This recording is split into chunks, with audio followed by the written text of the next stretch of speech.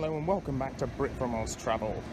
We're still at Kiama, carrying on from part 1, but now we're going to get on the Endeavour and head further south to the unknown.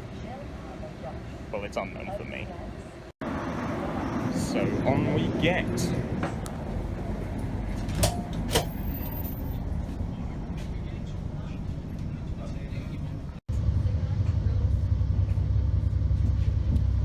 Here we go, off and away on Endeavour N7. Views, everybody.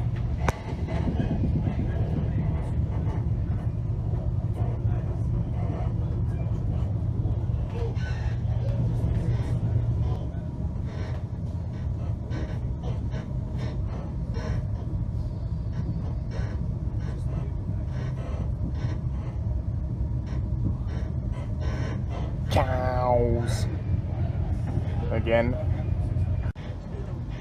Here we are, arriving at the first stop on our trip, Gerringong.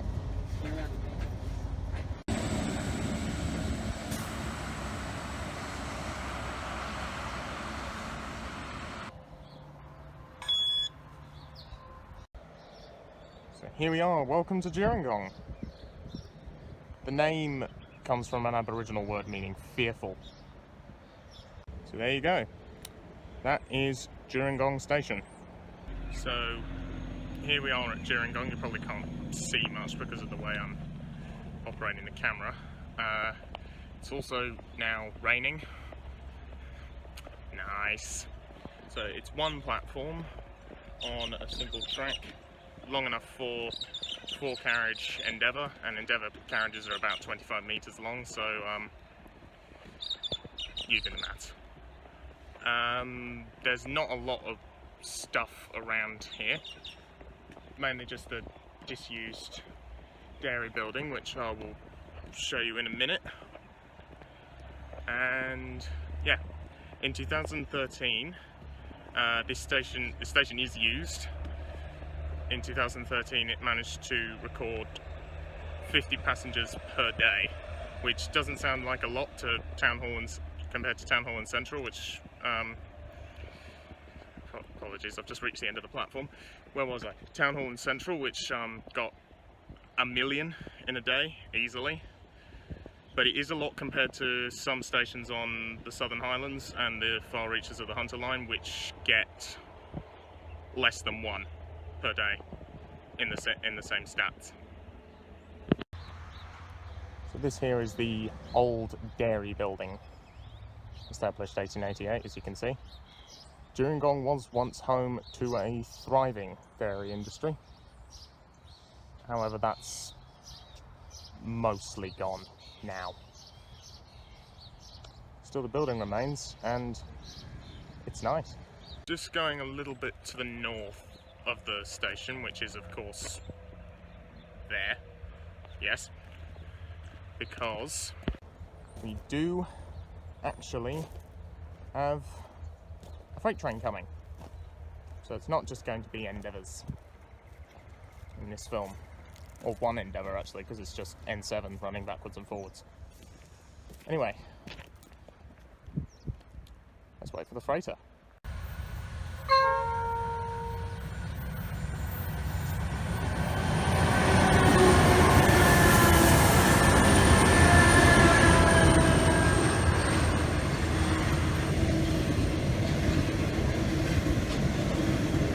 The next train is not due for, not going to be another one until the Endeavour comes back at 11:45, which is currently about an hour and 10 minutes away. So I'll go for a little walk into town and get myself a coffee. Seems like a good plan. That is indeed correct. I am about to cross this bridge.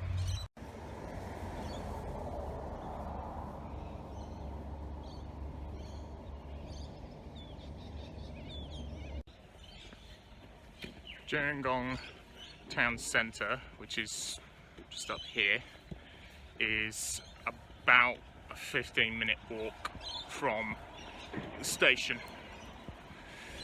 If you're intending to go to the Gerringong town centre from Gerringong station, it's an important piece of information,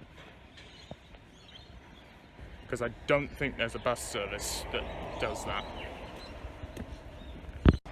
So here we are, Gerringong town centre.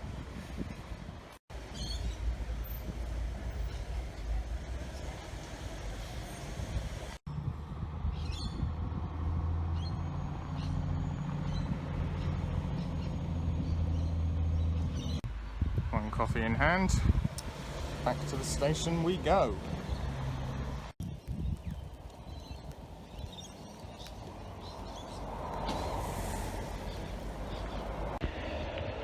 Little update.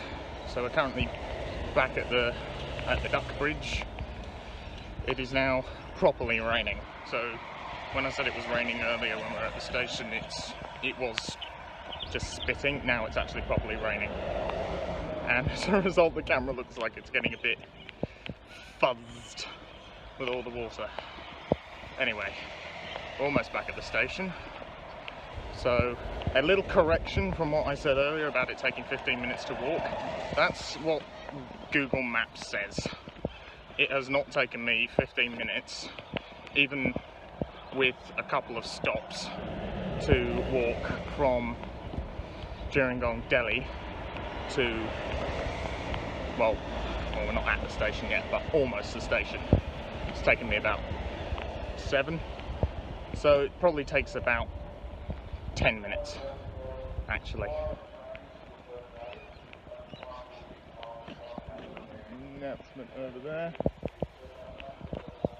Not quite sure what for, but doesn't affect me, so I needn't to be bothered. So here we are, back at the station. So, back at Gerringong station, what do I think of Gerringong Cafe and Deli? Well, first of all, price. I paid $4.80 for that cup of coffee, which most people think $3.50 is a reasonable price, so you'd think that's a bit expensive until you consider it was actually a large, of which there is now nothing left. So price is good.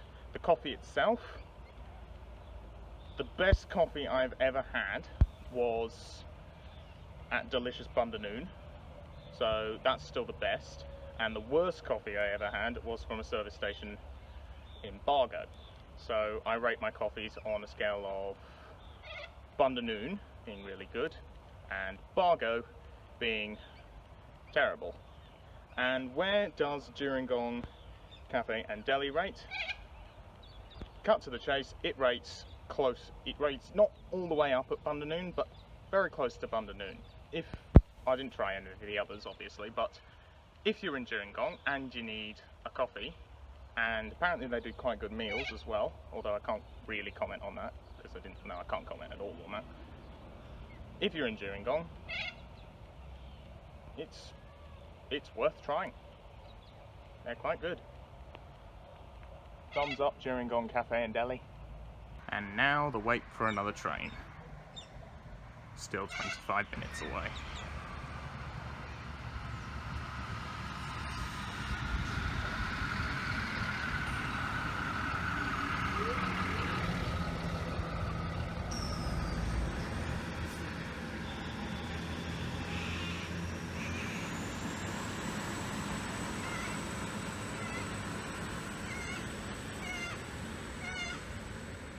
So, the Endeavour has gone, and it's about 20 minutes before it comes back.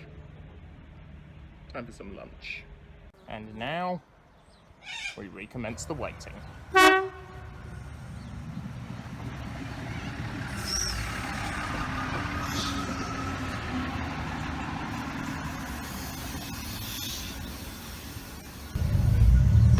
It is now time to depart Gerringong. Spent about 2 hours here, maybe more. Cows.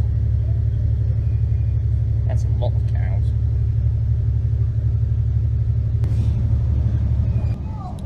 journey between Gerringong and Bury lasts about 10 minutes in all. I think that's the longest gap between stations, between Kiama and Bomaderry. Between them is an old station called Tulajua, or the site of an old station, because nothing exists there now. I'm not 100% sure as to where exactly that is, but it was between Gerringong and Bury, and it closed in 1974. So yeah, there's a bit of history for you. Anyway, onwards to Bury.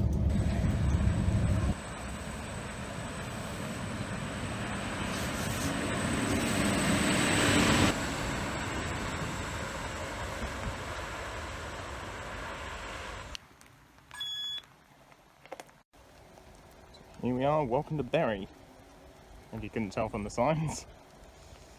There's this nice little history display in the waiting room. Even there's a picture of the old Tulajua,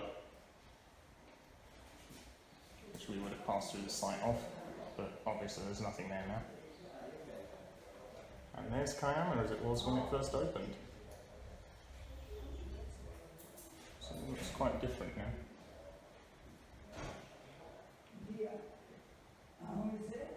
It's nice. Jasper's Brush, another disused station between here and Bomaderry, named after a local landowner, and closed, I don't actually know, but 1980s would be my guess. A lot of New South Wales stations closed in the 1980s, so it's a fair assumption that this one was one of them. Lovely weather. For staying indoors, that is. I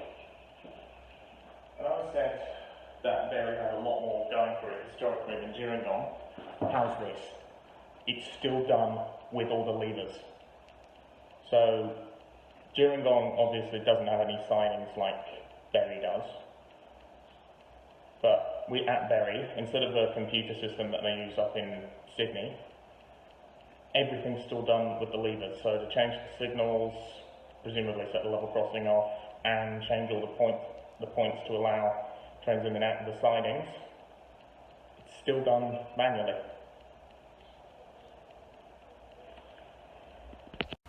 So here is one of the ground frames. This controls the, well, these points obviously, and the catch points, which are about there.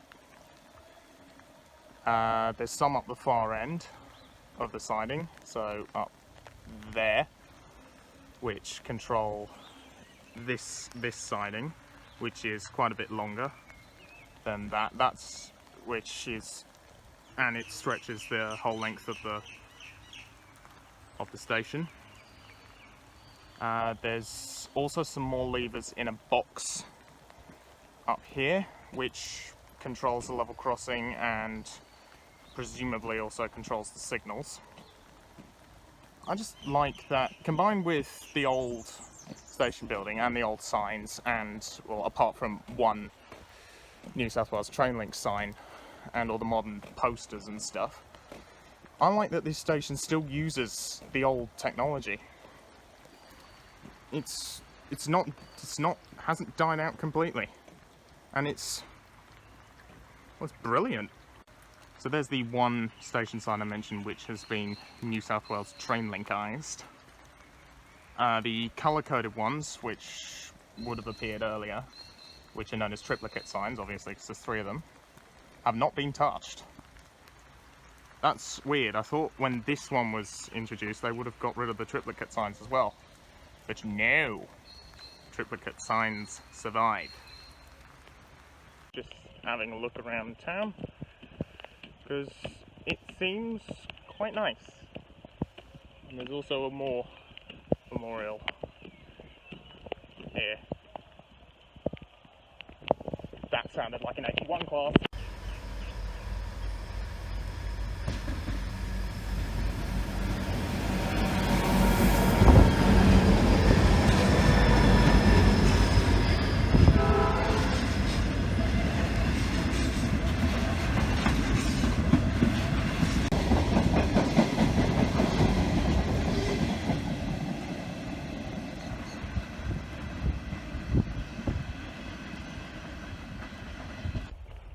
Okay, take 2 of going over to the Memorial Park. That was a freight train, obviously, you will have seen in the film. I'm narrating what you've just seen.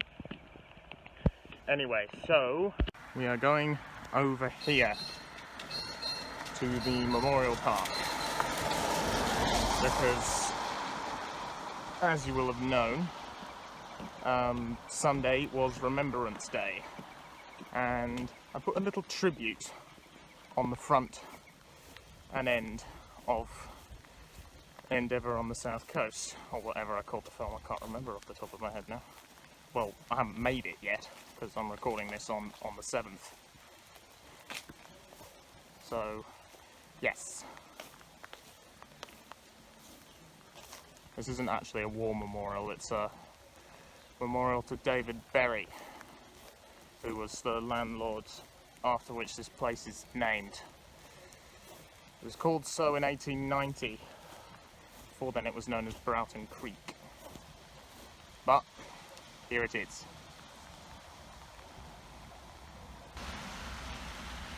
No, this is the war memorial to, well, to the memory of the men from this district who gave their lives for the Empire in the Great War, 1914 to 1919, 1939 to 1945.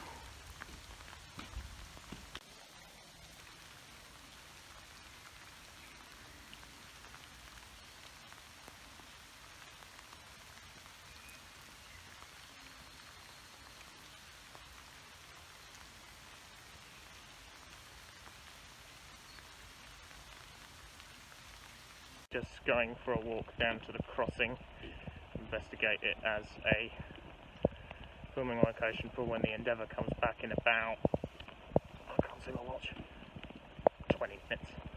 And here it is, the Wharf Road crossing. So the station is just that way, and yeah, there's not much more I can say really. So here we are, getting progressively wetter. Endeavour's due in about 3 minutes. Just heard its horn, so time for the train. It can't come soon enough. It's really wet here.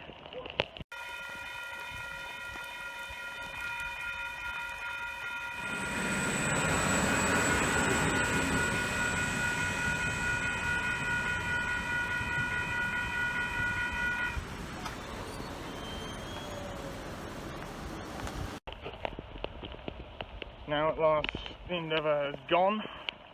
We're going back to the shelter of the waiting room. I turn on the camera and that's the view.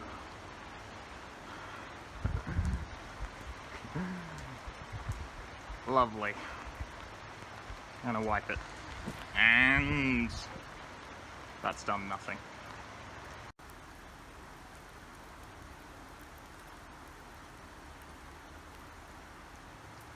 It's right at home.